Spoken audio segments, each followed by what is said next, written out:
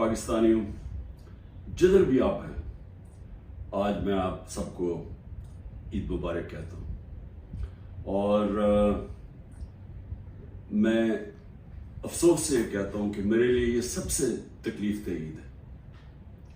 और तकलीफ दह क्यों है कि 10,000 के इर्द गिर्द, हमें एग्जैक्ट नंबर नहीं पता क्योंकि हमें बताते नहीं है और हर रोज नए लोगों को पकड़ लेते हैं, लेकिन 10,000 के इर्द गिर्द हमारे कारकुन आज जेलों में और जेलों में बुरे हालात में रखे गए हैं।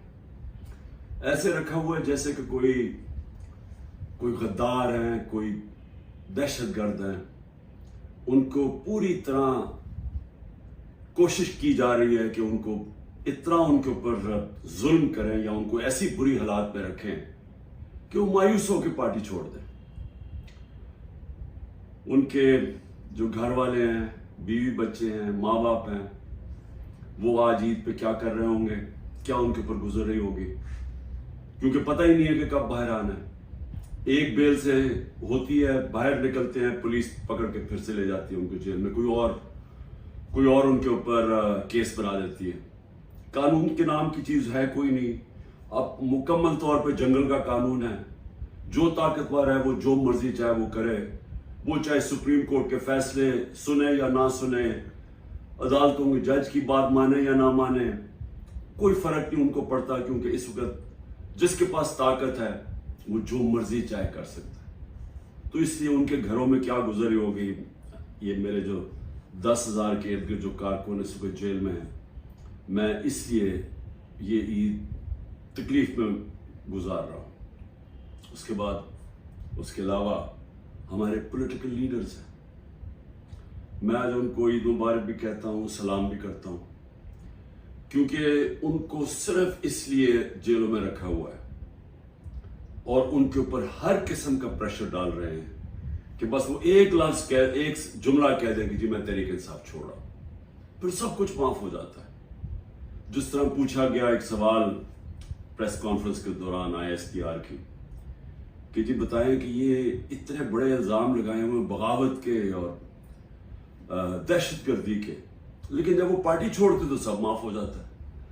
तो वही उनके ऊपर प्रेशर डाला हुआ है। तो मैं आज इनको सलाम भी करता हूँ।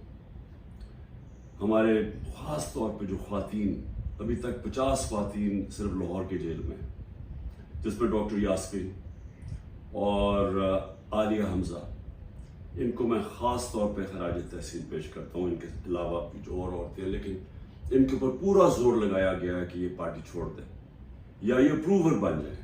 अप्रूवर बनने का मतलब कि जी इमरान खान ने हमें कहा था कि वहां जाके जलाओ घराव करो, तो इसलिए अगर वो ये कह दें तो इनको फिर जेल से निकाल दिया जाएगा।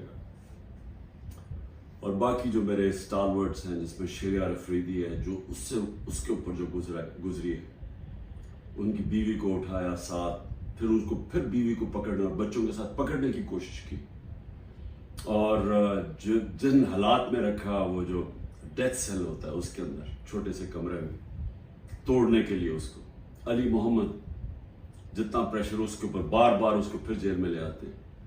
और यहाँ मियाँ महमूद रशीद, एजाज चौधरी, उमर चीमा की बीवी को पकड़ के जेल में डाल दी। उसका क्या कसूर होगा, सिर्फ तोड़ने के लिए कि किसी तरह ये कहें कि हम तहरीक इंसाफ छोड़ रहे हैं। और मैं जिस तरह अपने और स्टालवर्ड्स हैं, मैं इनको आज खास तौर पे आज सलाम करता हूँ, ईद मुबारक भी कहता हूँ। इसके अलावा मैं आज याद करना चाहता हूँ 16 लोग हमारे शहीद हुए, गोलियां मारी गई उनको 9 मई के बाद। कोई उनकी बात ही नहीं कर रहा कि 16 लोग जो कंफर्म्ड हमारे पास हैं जिनकी शहादतें हुई, उसके अलावा 9 और हैं, लेकिन हम इसलिए कंफर्म नहीं कर सकते कि उनके जो घर वाले वो छुपे हुए हैं।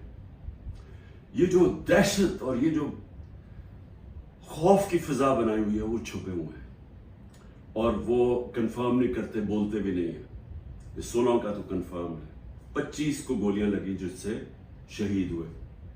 उसके अलावा 2 2 नौजवानों की टांगें कट गई और एक के पीठ पे गोली लगी जिसकी वजह से वो पैरालाइज हो गया, बेड रिडन है मुकम्मल तौर पर।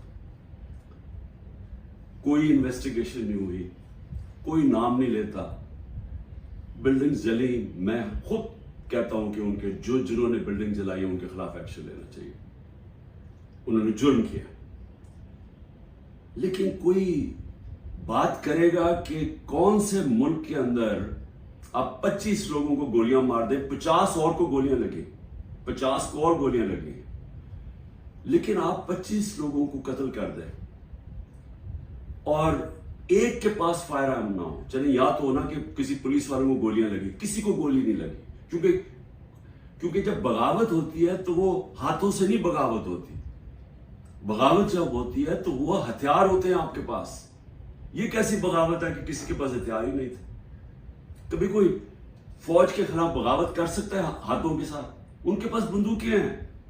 हमारी माशाल्लाह दुनिया की तकड़ी तरीन फौज है। तो उस क्या हमने बगावत करनी थी? ये इन लोगों को नहाते लोगों ने जाके फौज पे चढ़ाई कर देनी थी। पुरअमन एहतजाज करना जो हमारा हक है।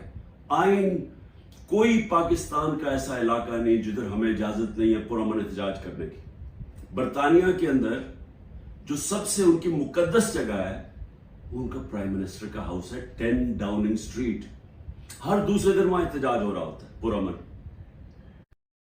Have you ever thought about starting a drop